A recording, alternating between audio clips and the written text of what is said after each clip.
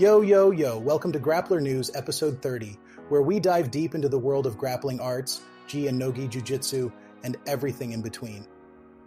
I am your host, Steve Hamoen, and today we are kicking it off with a hot topic that's stirring up the mats and the chats. So let's get into it, because you know we love to rap. Dante Leon, a grappling machine, set to make his debut at One Fight Night 26. He signed with One Championship just a few weeks ago, but this Canadian sensation is ready to go, facing Bruno Pucci, a mixed martial arts vet, in a matchup that's got the jiu-jitsu world all set. Pucci's got his MMA fame, but do not forget, he's a Brazilian Jiu Jitsu black belt with a name. Now Dante Leon's been climbing to the top, winning IBJJF No-Gi World Championships non-stop. Twice as a black belt, he took home the gold, and in 2022, his story was told. Silver and bronze medals also in his stash, plus ADCC bronze twice, he's got the cash.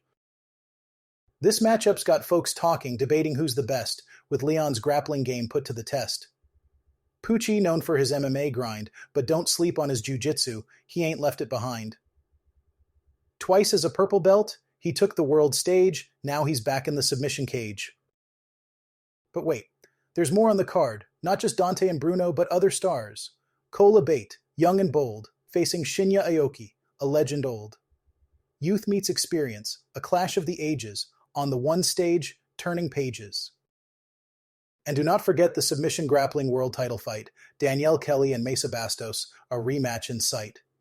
Atomweight contenders, fighting for the crown, their last encounter had the fans going down. So that's the scoop on One Fight Night 26, where grapplers and fighters are all in the mix. Keep your eyes peeled, because this event's going to be lit, with matchups and stories that just do not quit. Now let's switch gears and talk about another big move in the world of Brazilian Jiu Jitsu. The Ultimate Fighting Championship just signed a landmark deal with none other than Mikey Musumeci, a 5-time International Brazilian Jiu Jitsu Federation world champion. This is a first-of-its-kind deal for the UFC, marking their intention to dive deep into the world of grappling with Brazilian Jiu Jitsu at the forefront. Dana White, the CEO of UFC, announced this groundbreaking agreement and even hinted at more signings to come. He said, "Over the course of the last year, I've been working on developing the best Brazilian Jiu-Jitsu program in the world. I am excited to announce that we've signed Mikey Musumeci to the first ever exclusive Brazilian Jiu-Jitsu promotional agreement in the company's history." This is a significant step for the UFC as they look to expand their reach beyond mixed martial arts into the grappling domain. Musumeci will make his debut against Felipe Machado at UFC Fight Pass Invitational 9 on December 5, 2024. With this signing, UFC is aiming to bring Brazilian Jiu-Jitsu to a wider audience, but it also raises some questions about these exclusive contracts. How restrictive will they be? Will athletes like Musumeci be able to compete in other major events like the Abu Dhabi Combat Club and International Brazilian Jiu-Jitsu Federation tournaments? This move by UFC is both exciting and controversial. On one hand, having a massive organization like UFC invest in Brazilian Jiu-Jitsu can elevate the sport's profile globally.